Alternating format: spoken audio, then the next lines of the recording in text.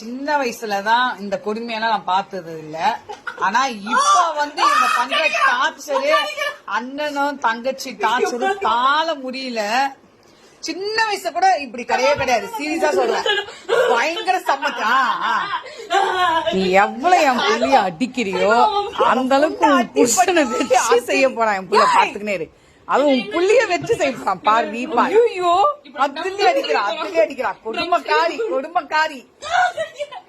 ஐயோ என் பையன்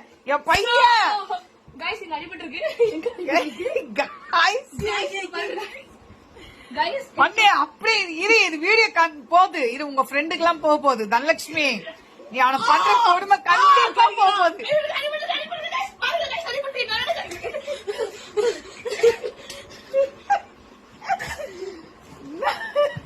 அடிச்சுக்கோங்க 2 பேரு, அண்ணன் தங்கச்சி.